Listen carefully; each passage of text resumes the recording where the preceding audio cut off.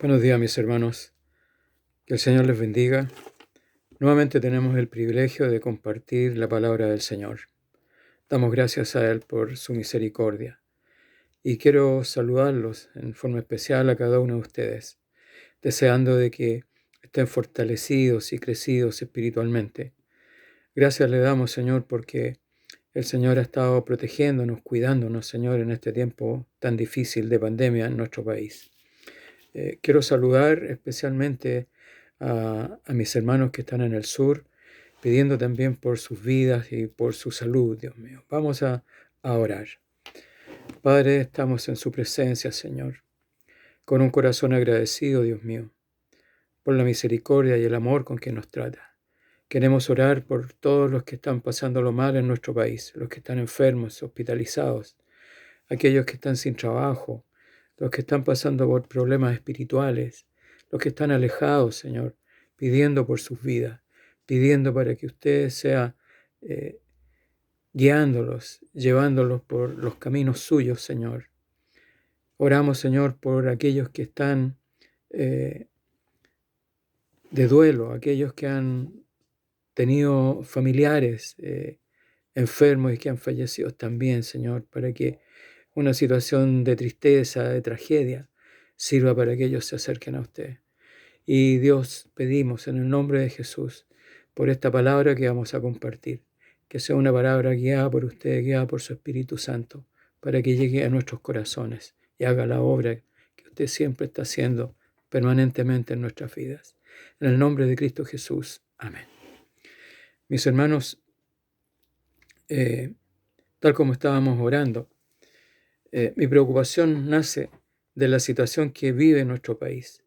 Es casi imposible no referirse a ella, porque pareciera que en vez de ceder, cada vez la pandemia nos afecta con más fuerza. Y es por eso que pienso que es necesario, es importante, que una vez más nos detengamos a pensar y a reflexionar en estos eventos que nos afectan y pensar cómo interpretar lo que está sucediendo, pero desde el punto de vista de la palabra de Dios.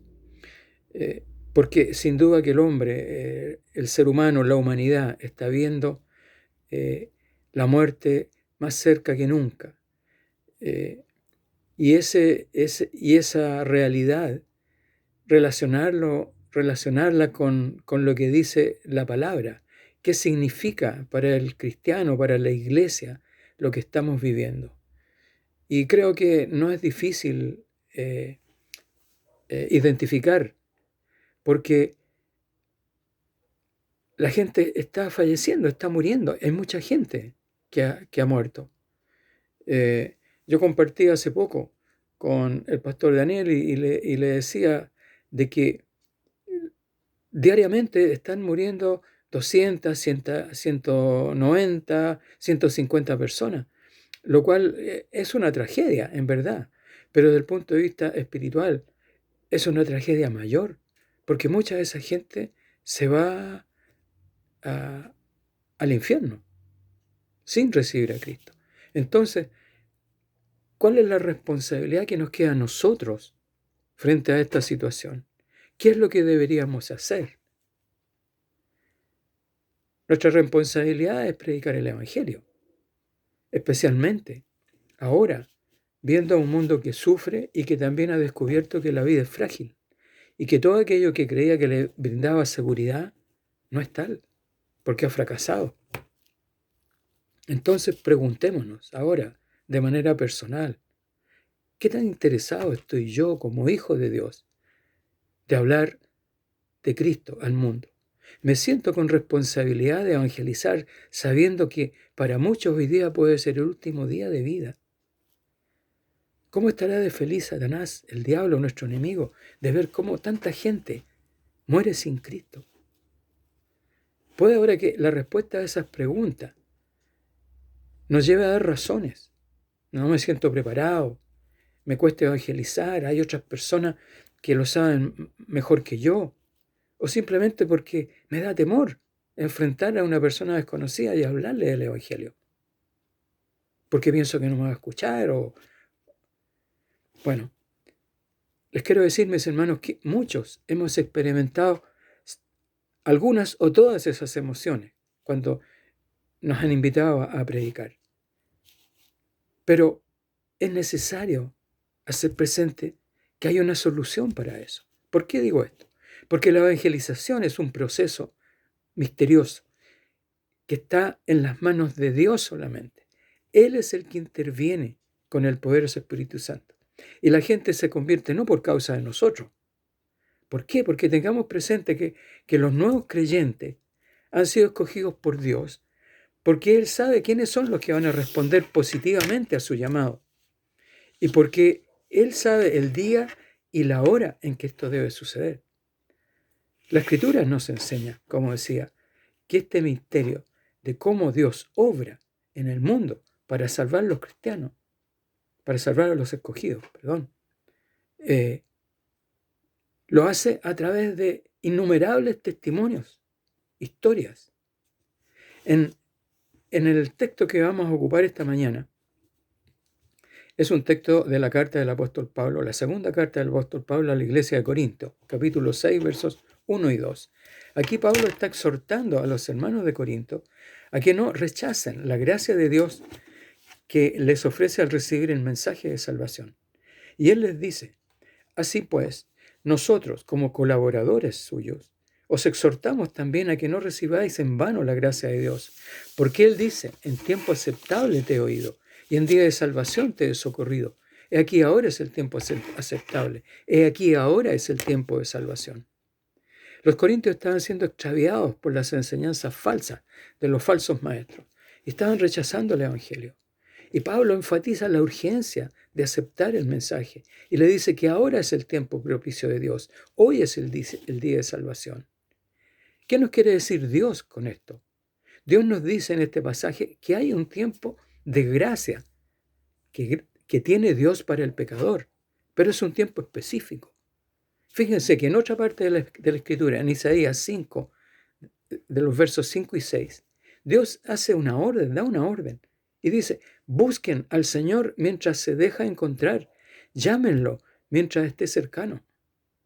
Por eso es que Pablo declara que ahora es el tiempo aceptable, ahora es el día de salvación. Pero, ¿de qué tiempo se trata este que habla Pablo? Miren, en el antiguo griego hay dos palabras para designar el tiempo. Una es la palabra cronos, que se usa para referirse al tiempo nuestro, al tiempo del hombre, a los tiempos en que nacemos, que crecemos y envejecemos. La otra palabra que usan los griegos para designar el tiempo es kairos, y se refiere al tiempo de Dios. El Nuevo Testamento se escribió en griego, de modo que los escritores del Nuevo Testamento, cuando tuvieron que referirse al tiempo de Dios, debieron usar la palabra kairos. Y esa palabra que Kairos usa en su exhortación significa no pierdan este tiempo, no pierdan este Kairos, no pierdan esta oportunidad. Es un tiempo específico, que uno no sabe ni cuándo comienza ni cuándo termina. Es un tiempo en que el poder divino se expresa de manera que no lo entendemos, no comprendemos. Es vivir en otra esfera, es vivir en el mundo de lo imposible, pero viendo las cosas como posibles. Este tiempo de Dios, entonces, es una oportunidad, pues solo es un lapso de tiempo. El tiempo de Dios es distinto al tiempo de los hombres, al cronos, porque nos lleva a vivir sucesos que están fuera de nuestra comprensión y que debemos aceptarlo solamente por fe.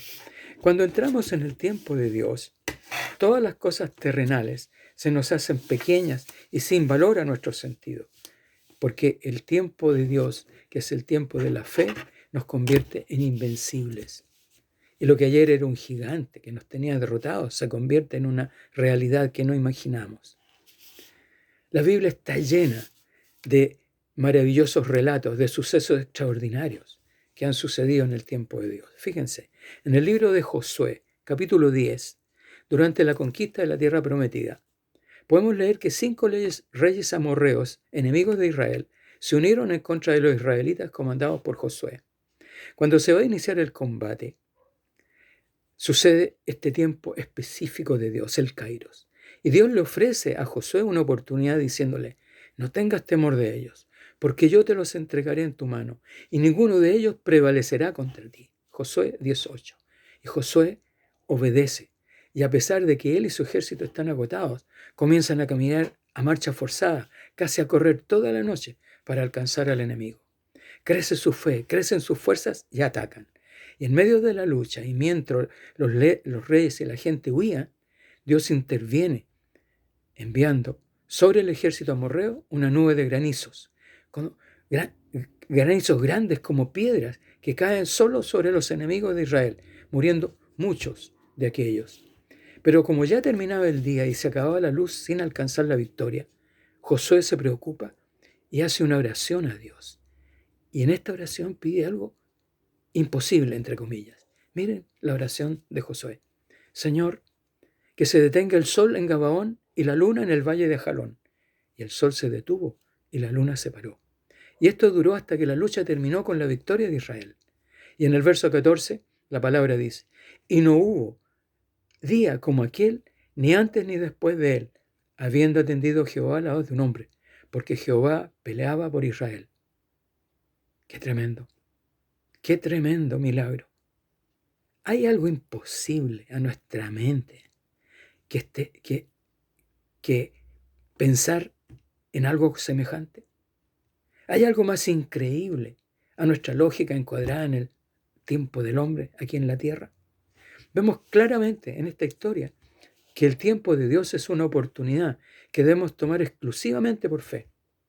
Es un segundo para ver un pequeño espacio en el cielo, entre que las nubes negras que lo cubren, un espacio claro que no es otra cosa que una ventana por la que Dios derrama su gracia y su poder para darnos la victoria.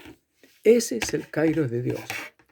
Ese es el tiempo donde suceden las cosas imposibles. Y así sucede con la evangelización. Es Dios el que hace la obra, porque Él decide a quién quiere, cuando Él quiere y donde Él quiere. Nosotros somos solamente instrumentos de Él. El hombre del mundo, el hombre carnal, se mueve siempre en la esfera del tiempo del hombre, la del reloj, y es incapaz de identificar el tiempo de Dios, por lo tanto, incapaz de cambiar el curso y el destino de la vida. En cambio, el hombre espiritual siempre va a saber reconocer este tiempo perfecto y tomará la oportunidad que le dará la victoria.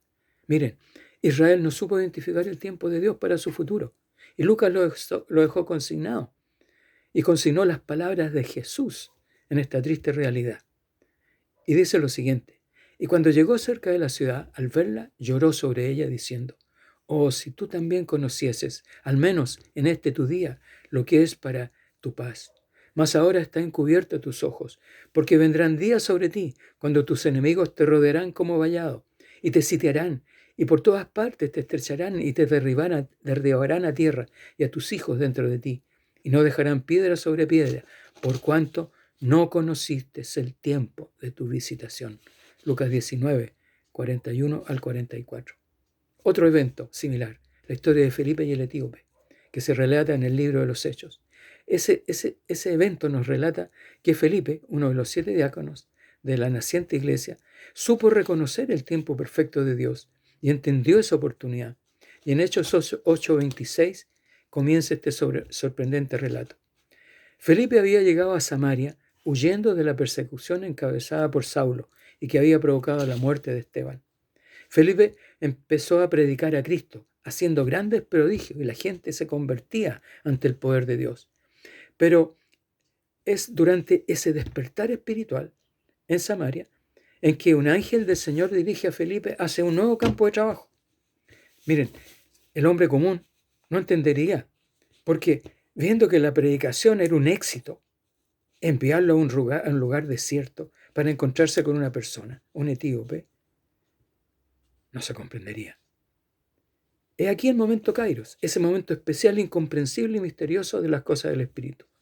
El momento perfecto en que Dios derrama su gracia y su poder. Felipe obedece sin objetar, va al desierto y espera en medio de la nada que suceda algo. De pronto ve un carruaje a lo lejos. en él un etíope leyendo la escritura, sin comprender lo que leía. Felipe se acerca y le explica y le enuncia el evangelio. El etíope se convierte y pide ser bautizado. Ambos hombres nunca más se vuelven a ver. Y de ahí Felipe es arrebatado por el Espíritu de Dios, que lo lleva a otro lugar, a otra ciudad, a Soto, dice la palabra, donde siguió predicando. Ese es el tiempo de Dios. Es un instante en que no sabemos cuándo comienza ni cuándo termina. Es una oportunidad para recibir gracia y gracia y gracia de Dios. ¿Cómo podemos reconocer el kairos, el tiempo de Dios en nuestra vida? Son los momentos en que Dios se revela cuando estamos en estrecha relación con Él, ya sea orando, ya sea leyendo su palabra, escuchando una alabanza en el Espíritu, haciendo un devocional, pero unido a Dios íntimamente para recibir esa voz. Luego eso debe seguir por obediencia, porque ninguna acción sola puede dar resultado sin la otra. Entonces, solo comunión con Dios y la obediencia junta nos llevarán a estar en el tiempo de Dios, porque de otra forma no podríamos vivirlo. Se necesita comunión con Dios seguida de acción.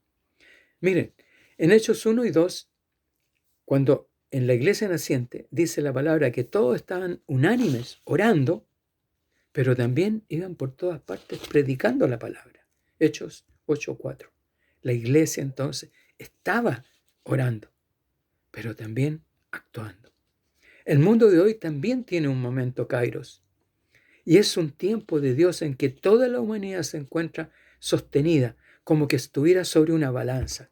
Por un lado están nuestras oraciones y el tiempo de intimidad con Dios, pero por otro lado se encuentran nuestras acciones personales que Dios espera de nosotros. ¿Hacia qué lado se va a inclinar la balanza? Depende de nosotros. El texto que hemos tomado como base para esta reflexión, 2 Corintios 6, 1 y 2, el apóstol Pablo ruega casi con angustia a los corintios que no rechacen la gracia del Evangelio. Y les dice, porque he aquí ahora es el tiempo aceptable, ahora es el tiempo de salvación. Ahora es el tiempo para el mundo, es el tiempo oportuno. Es un tiempo tanto para los inconversos como para nosotros, la iglesia del Señor. Hay urgencia, hermanos, hay urgencia. Es mucha la gente que se está perdiendo y vamos a seguir haciendo la vista gorda, mirando hacia el lado. Sabemos cuándo comenzó este tiempo de gracia. Fue en la cruz del Calvario, pero no sabemos cuándo termina. Hay momentos en que estamos viviendo hoy la gracia y el amor perfecto de Dios. Pero es el momento en que puede haber arrepentimiento y puede haber fe para creer. Y por eso Dios se dirige a ti y a mí, a la iglesia, para que seamos hacedores y no solo oidores en medio de esta tragedia, de esta pandemia. Piensa que es solo una oportunidad, tal vez la única ocasión que tendremos para dar esta muestra de amor al mundo. También es un tiempo de obediencia, un tiempo de cumplir la orden de Cristo, de ir hasta lo último de la tierra haciendo discípulos. Miren, todos echamos de menos los cultos, ¿verdad?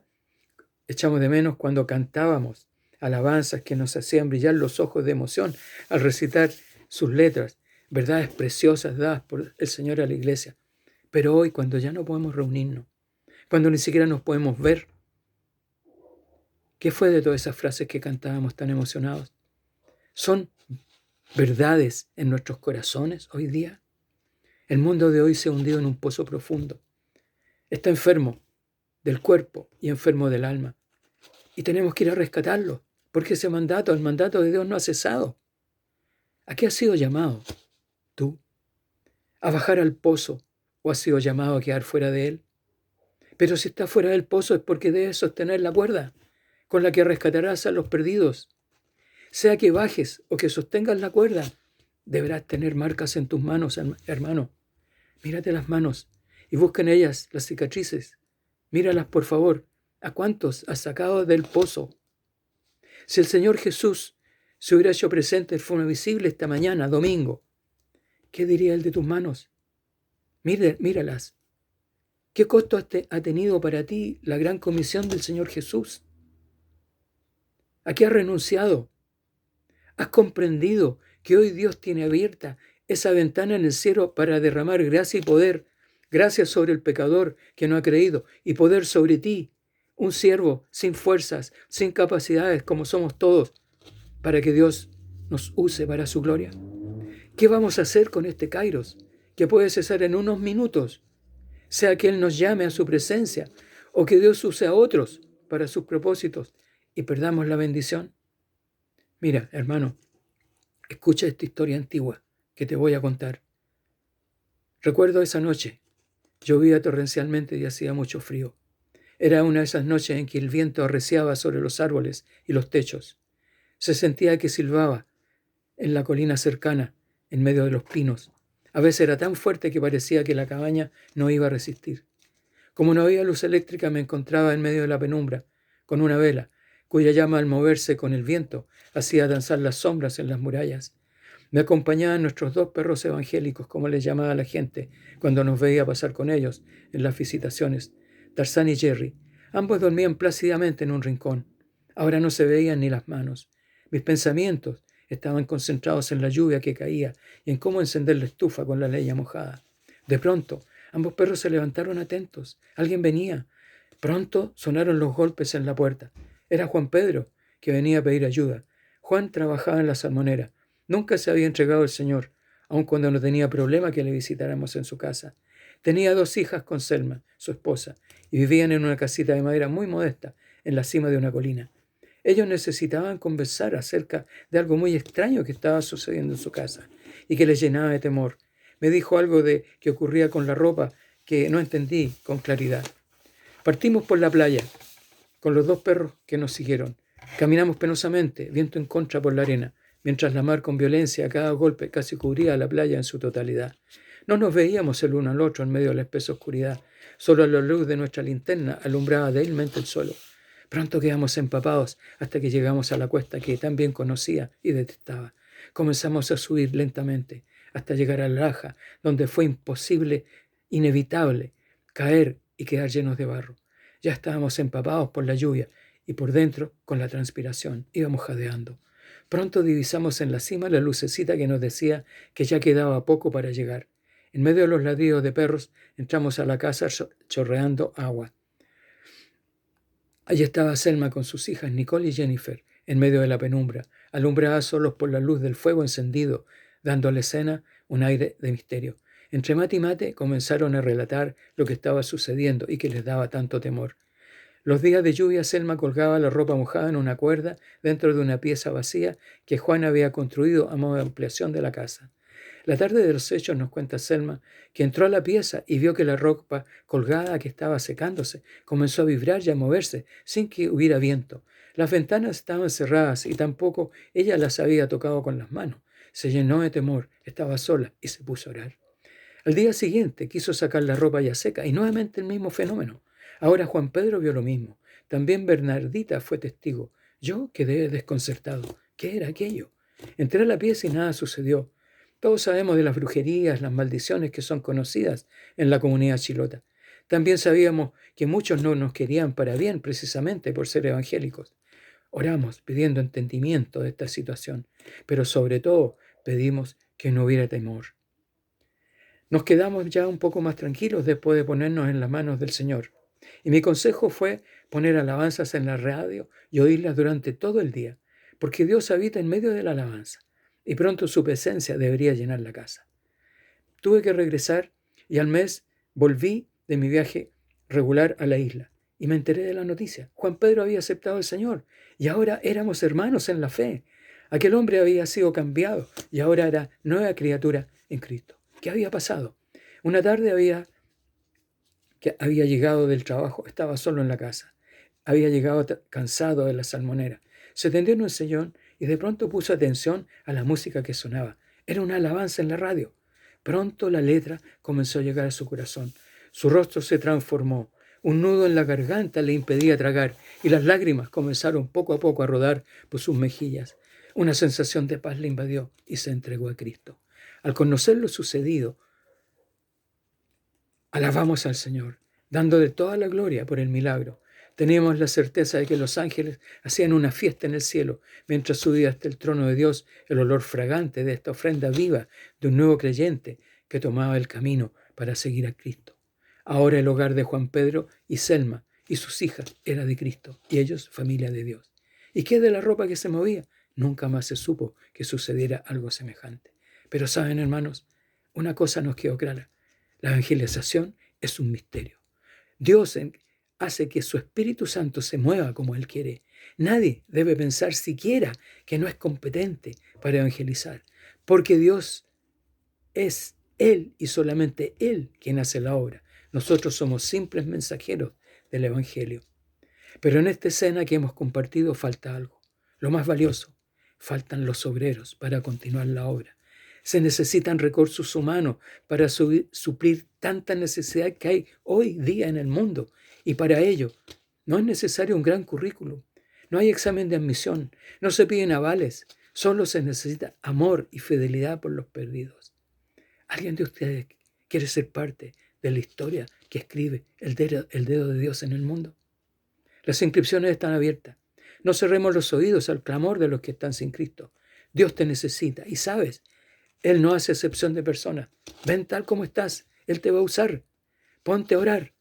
Pídele que te muestre lo que debes hacer para no perder este tiempo de gracia. Y luego actúa. Te vas a sorprender, mi hermano, de lo que Él va a hacer contigo. No lo pierdas. No lo rehuses. Ponte en las manos del Señor.